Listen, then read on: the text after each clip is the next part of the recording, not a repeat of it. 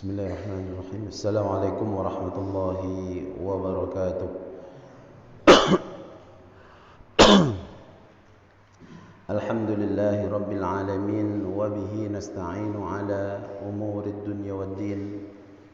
Asyhadu an la ilaha illallah wahdahu la syarika lah wa asyhadu anna Muhammadan abduhu wa rasuluh sallallahu alaihi wa ala alihi wa ashabihi wa man tabi'a hudahu bi ihsanin ila yaumiddin.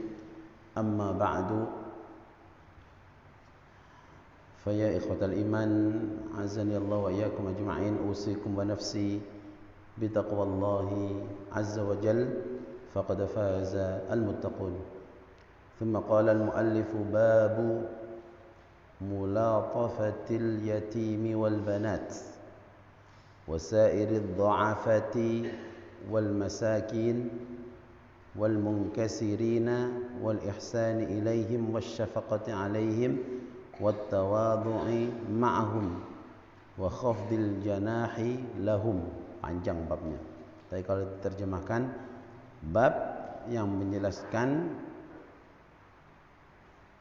menyayangi anak yatim, anak perempuan, kaum lemah atau kaum du'afa,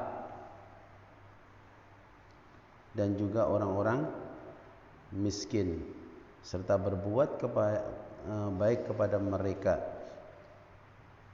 tawadhu bersama mereka. Ada beberapa ayat yang dimasukkan oleh Syekh An-Nawawi rahimahullah. Seperti biasa, setiap bab ya, beliau memasukkan beberapa ayat, kemudian setelah itu baru hadis-hadis Nabi SAW. Ayat diantaranya adalah firman Allah di dalam surat Al-Hijr, A'udzu billahi minasyaitonir rajim, wakhfid janahaka lil mu'minin. Ikhfid janahaka itawadha' ma'ahum. Dan berendah hatilah kamu terhadap orang-orang yang beriman.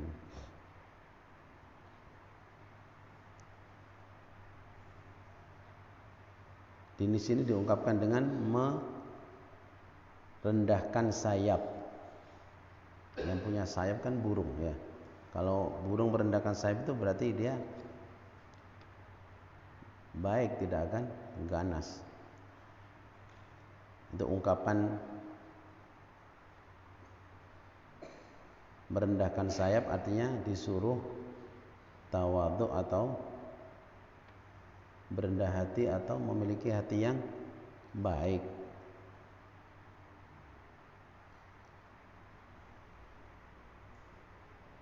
Kemudian ayat yang kedua di dalam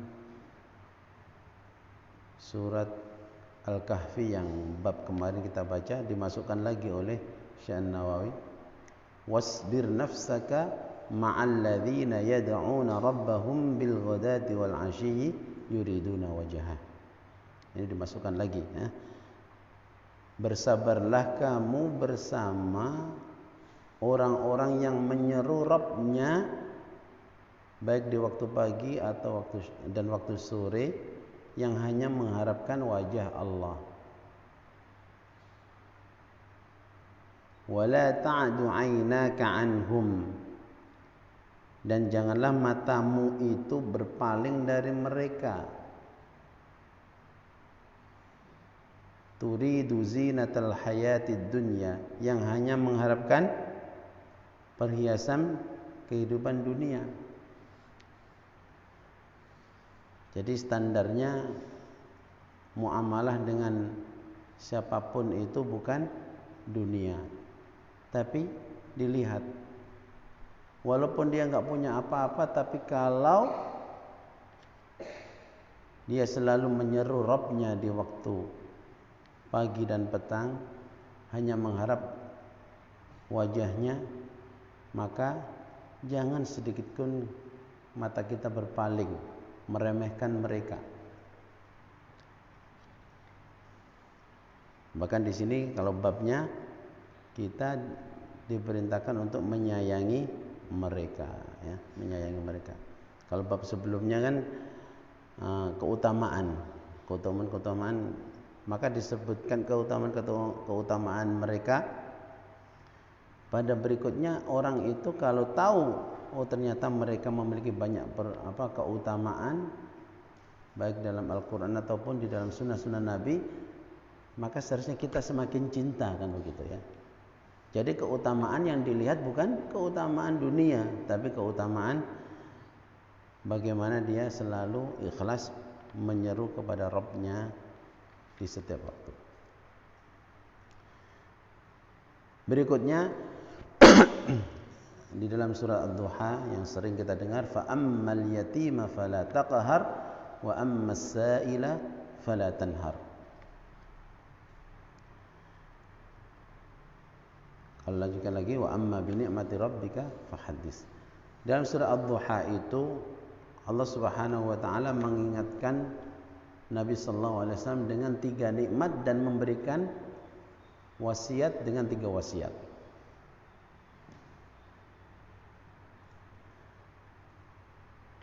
Alam yajidka yatiman fa'awa wa wajadaka dhallan fahada. Ini ayat ini memang ditujukan kepada Nabi sallallahu alaihi wasallam, tapi berlaku untuk seluruh umatnya. Allah mengingatkan Nabi sallallahu alaihi wasallam, bukankah alam yajidka yatiman, mendapati kamu Rabbmu itu kamu dalam keadaan yatim. Memang Nabi sallallahu alaihi wasallam masih dalam kandungan, orang tuanya sudah meninggal.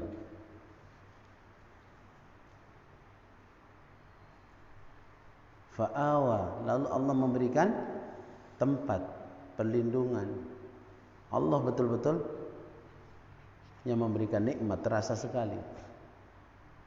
Nabi yatim, ya.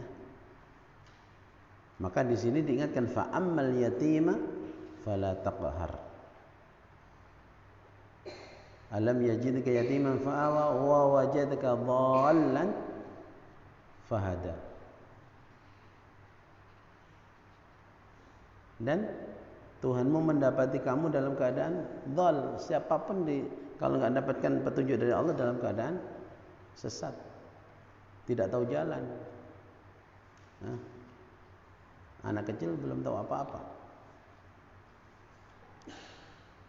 Seseorang kalau tidak dapat hidayah dari Allah akan sesat, maka dibimbing oleh Allah, dibersihkan dari kecil. Peristiwa-peristiwa yang terjadi pada Nabi SAW hampir semuanya hafal.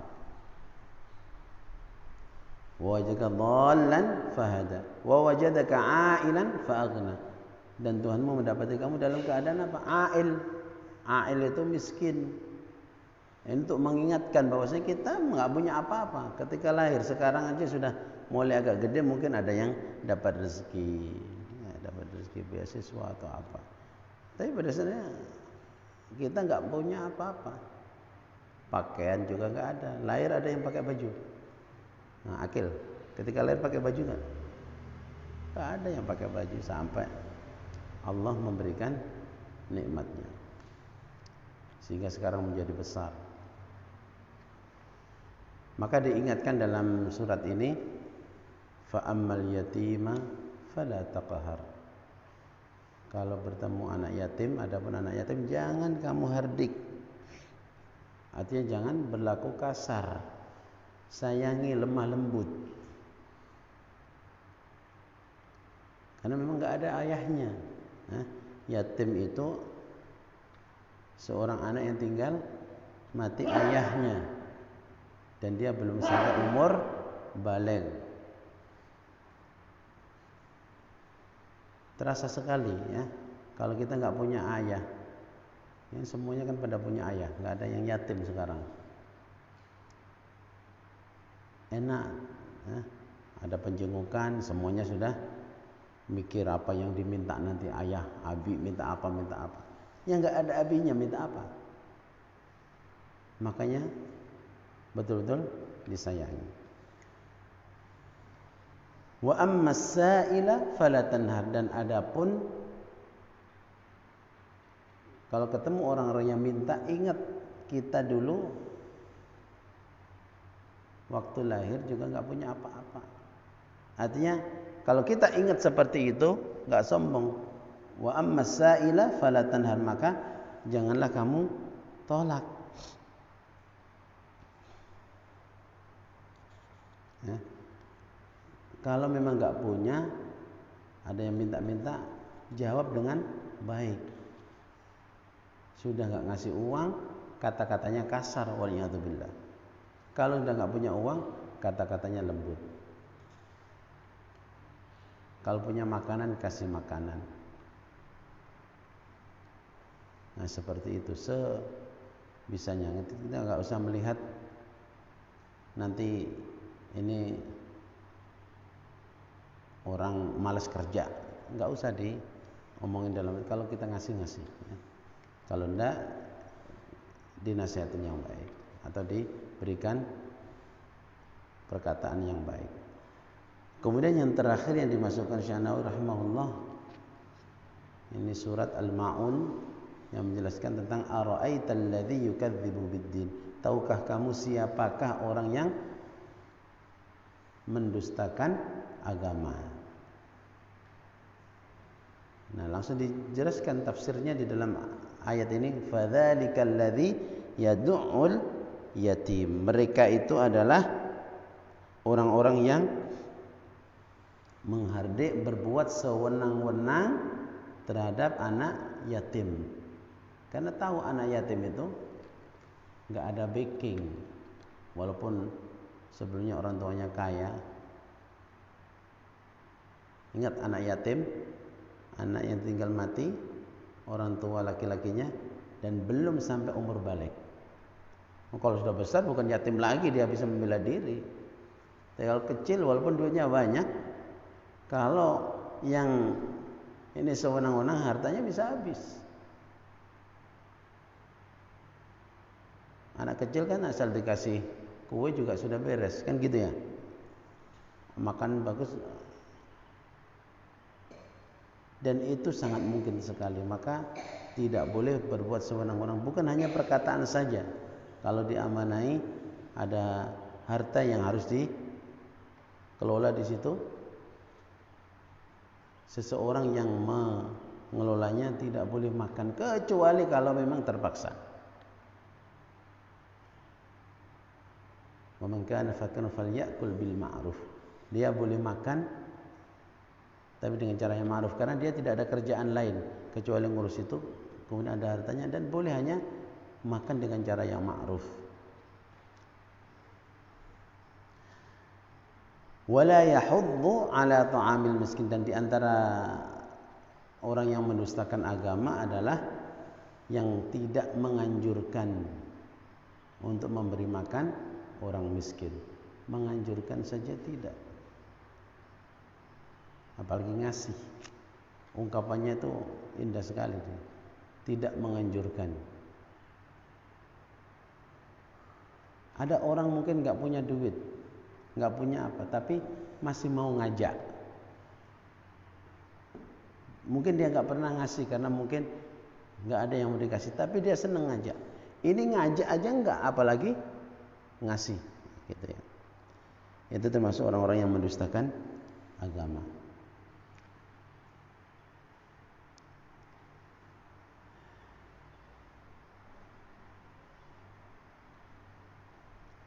Jemaah sekalian yang dimuliakan Allah Subhanahu wa taala, itu beberapa ayat yang dimasukkan oleh Syekh Nawawi rahimahullah. Berikutnya kita baca satu hadis pagi hari ini. Wa an Sa'din ibni Abi Waqqas radhiyallahu anhu, dari sahabat Sa'ad bin Abi Waqqas. Nah, hadis ini guru kita adalah sahabat Sa'ad bin Abi Waqqas yang meriwayatkan hadis dari Nabi. Sa'ad bin Abi Waqqas ini sahabat Nabi yang sangat mulia dan termasuk di antara 10 sahabat Nabi yang dijamin masuk surga. Yang mana dalam kehidupan beliau ada sesuatu yang peristiwa yang luar biasa dalam kehidupannya ketika dia masuk Islam. Ibunya masih kafir.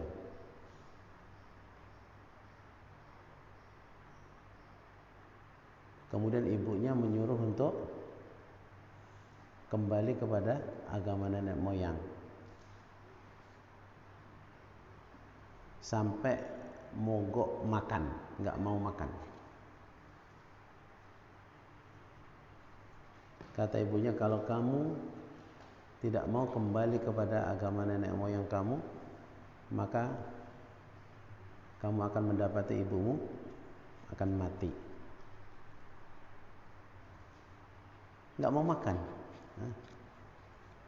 Hari pertama nggak makan, disuap nggak mau, hari kedua juga nggak mau. Sampai ketika sudah semakin lemah, nah ini yang nggak boleh nurut kepada orang tua, ya, karena menyuruh untuk berpaling dari Allah. Maka beliau menyampaikan, wahai ibu, seandainya engkau memiliki 100 nyawa, nggak mau makan, mati, kemudian dikembalikan lagi nyawa, kemudian dicabut satu-satu nyawa itu, saya tidak akan meninggalkan agama ini. Ini keimanan Sa'ad bin Abi Waqqas. Jadi kalau disuruh keluar dari Islam, ya tentu tidak boleh diikuti, tapi tetap harus berbuat baik terhadap ibunya. Saat itu sangat sayang kepada ibunya, tapi kalau dalam hal satu ini ya tentu tidak diperbolehkan. Taib, ini perawi hadis ini ya. Kita lanjutkan. Qala, di Sa'ad bin Abi Waqqas berkata, kunna ma'an Nabi sallallahu alaihi wasallam 6 nafarin. Kami pernah bersama Nabi sallallahu alaihi wasallam bersama orang 6. Ma'an Nabi, itu bersama Nabi, di depan Nabi. Faqala al-musyrikuna lin-Nabi. Lalu orang-orang musyrik itu berkata kepada Nabi, utrud haula'i la yajtari'una alaina. Lalu apa kata orang-orang musyrik? Usir mereka, ya. Usir mereka agar tidak mengganggu pembicaraan kita. Wa kuntu ana, dan waktu itu saya. Artinya Sa'ad bin Abi Waqqas, perawi hadis. Wa bin Mas'ud, dan Abdullah bin Mas'ud. Wa rajulun min Hudzail, dan satu orang laki-laki dari suku Hudzail. Wa Bilal, dan satu lagi Bilal, semuanya ma'ruf atau semuanya sudah tahu. Wa rajulani lasta atau lastu usammiha, artinya aku tidak tahu namanya. Fawaqa'a fi nafsi Rasulillah sallallahu alaihi wasallam. Jadi ada 6 sahabat Nabi tersebut.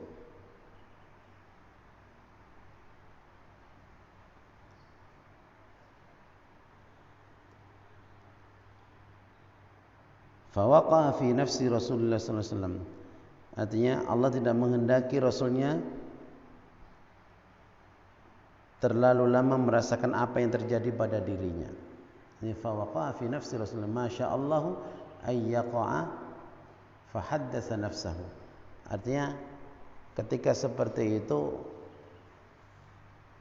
orang-orang musyrik nggak senang. Kenapa? Orang-orang ini nggak level. Bilal ini mantan budak, artinya orang-orang nggak terhormat lah seperti itu. Fa'anzalallahu ta'ala, lalu turunlah ayat wala tatrudil ladzina yad'una rabbahum bil ghadati wal 'ashyi yuriduna wajha. Janganlah kamu mengusir mereka. Ini orang-orang musyrik, para bangsawan. Mungkin Rasulullah sedang bicara penting, melihat seperti itu, ini enggak level, ini suruh keluar. Itu orang-orang musyrik. Karena memang ternyata ketika bicara dengan Rasulullah bukan ad-din yang ingin dibahas, tapi masalah dunia. Maka melihat manusia-manusia, sahabat-sahabat Nabi yang mulia, tapi kondisinya bukan orang-orang yang kaya raya, diusir, suruh ngusir. Langsung turun ayat, dan janganlah kamu mengusir orang-orang yang menyeru kepada Rabbnya di waktu pagi dan siang, yang hanya mengharapkan wajahnya.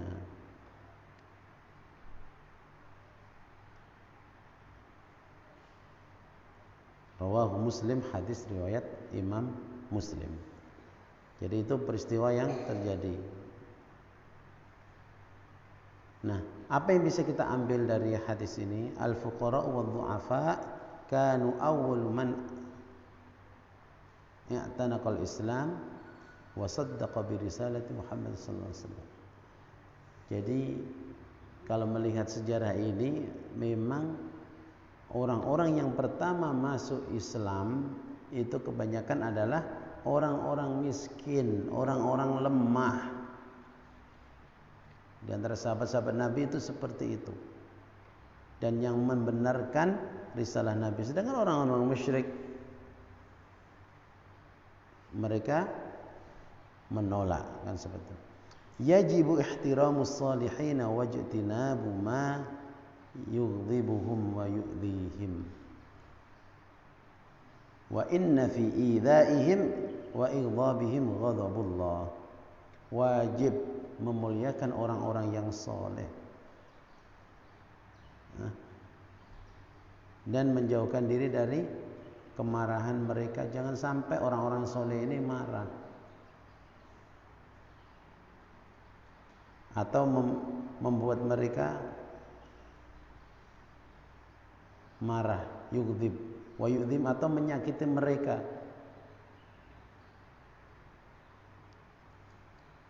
Kenapa? Karena ketika ada orang yang menyakiti orang-orang yang soleh, maka pada waktu itu ghadabullah, Allah marah. Seperti itu.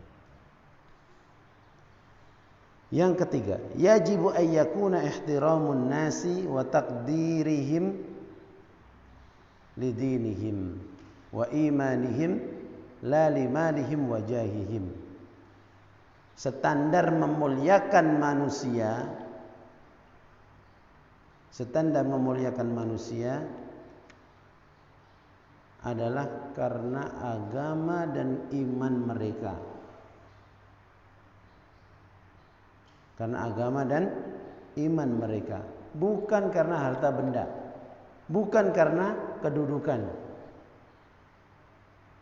Kita itu kadang-kadang kalau ada orang yang kaya, orang yang punya jabatan tinggi, perlakuannya beda kalau ada orang yang ini sama-sama kondisinya gitu ya. Ketemu orang yang nggak punya apa-apa, padahal dia orang yang agamanya bagus, akhlaknya bagus, itu kadang-kadang milih memuliakannya lebih kepada orang-orang yang kaya dan jabatannya tinggi. Waliyadzubillah, jangan sampai standarnya itu. Tapi sekali lagi, standarnya adalah karena agama. Orang kaya agamanya bagus, sangat-sangat layak selalu didoakan dan dimuliakan.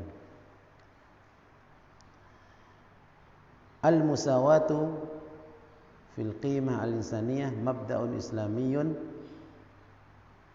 tubbiqa amalian mundul ayyamil ula. Jadi persamaan nilai-nilai kemanusiaan itu adalah mabda' Islam. Artinya inilah yang diajarkan oleh Islam. Jadi tidak boleh membedakan. Semenjak Islam pertama kali datang, semenjak Islam didakwahkan, dengan bukti apa ayat ini turun? Ketika Sa'ad bin Abi Waqqas bersama Nabi, kemudian bersama pembesar-pembesar Quraisy.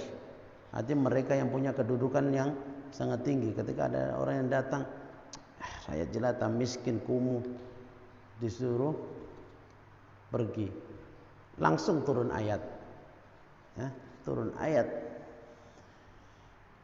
Yang terakhir, al-Islamu dinullahi li jami'in nas. Agama Islam itu adalah agama Allah, bukan untuk orang-orang tertentu, tapi untuk seluruh manusia. Maka tidak ada keutamaan antara yang satu dengan yang lain sebab harta, tidak ada. Atau sebab kedudukan, tidak ada. Yang memberikan keutamaan dan tidak itu adalah ketakwaan. Apalagi amal soleh. Itu yang membedakan. Nah, ada kemuliaan dan tidak itu dilihat dari apa? Satu, ketakwaannya, yang kedua amal solehnya. Ya, inilah yang harus kita perhatikan, sehingga setiap diri kita yang ingin dilakukan adalah bagaimana bisa menambah ketakwaan dirinya, bagaimana bisa menambah amal soleh. Amal soleh adalah amal yang sesuai dengan apa yang dicontohkan oleh Nabi dan hanya mengharapkan ridha Allah Subhanahu wa taala. Saya kira cukup pagi hari ini, dan besok akan kita lanjutkan pada hadis-hadis selanjutnya. Nah, ini kaitannya dengan bab menyayangi orang-orang lemah, ya. Menyayangi orang-orang lemah, orang miskin, yatim dan seterusnya. Maka standarnya betul-betul kita adalah ingin mendapatkan ketakwaan dan amal saleh. Aku qouli hadza wa astaghfirullah li wa lakum. Assalamualaikum warahmatullahi wabarakatuh.